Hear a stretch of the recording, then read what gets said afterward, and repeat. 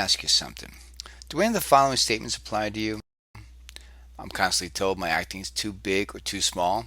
I can tell when I see myself on the screen, I'm not really revealing what I'm feeling. I can't seem to stop my face from moving. It seems no one knows what I'm feeling, and here's one I get most often from actors is every headshot I take looks the same. Well, if you said yes to any of those statements, well, you're not alone.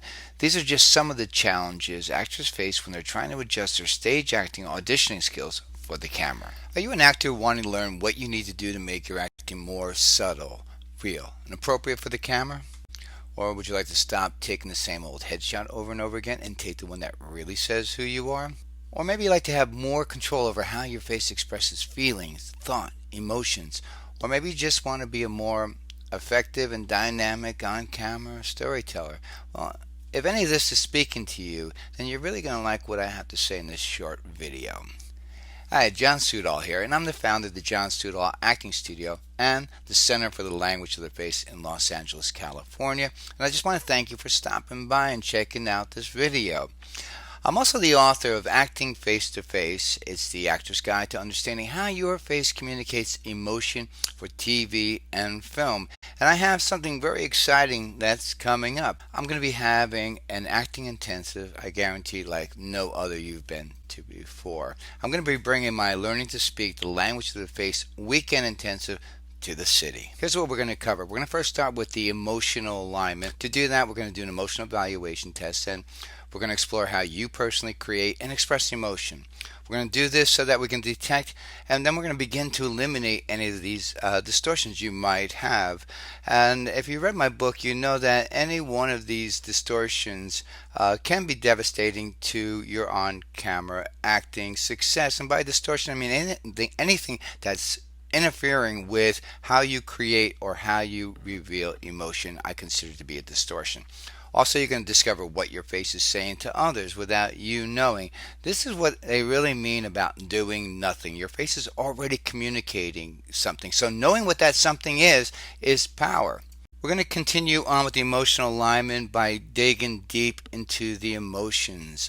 You're going to discover what they are, how they're triggered, what they feel like, and what they impel you and your character to say and do. You're also going to begin to understand and experience what they feel and look like on your face. You're going to learn, experience, and gain control over the emotional facial muscle groups. Now, this is key to nailing the reaction because oftentimes they don't want to see the macro or full expression of an emotion. They want you to isolate it in order to make it smaller or more subtle. So I'm going to teach you how to do that.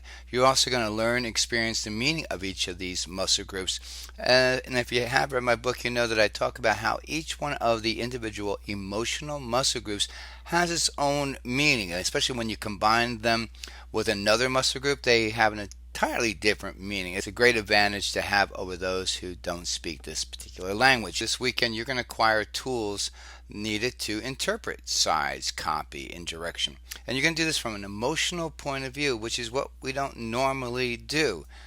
You also will acquire tools needed to motivate and reveal what you create with the correct timing, intensity, and duration. This ensures that the whole process becomes much more organic.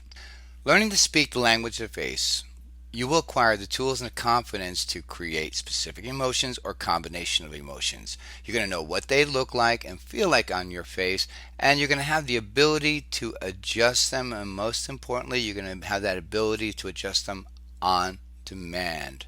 When you learn to speak the language of the face, you organically form an emotional triad between the body, the voice, and now the face. So by learning those three channels of communication, it makes you suited to work in any venue, whether it be stage, TV, film, or print. Anything that has a camera and needs a more subtle emotional facial response. So you see, getting into an emotional alignment and learning how to nail that reaction, well, it can only make you a better on-camera storyteller.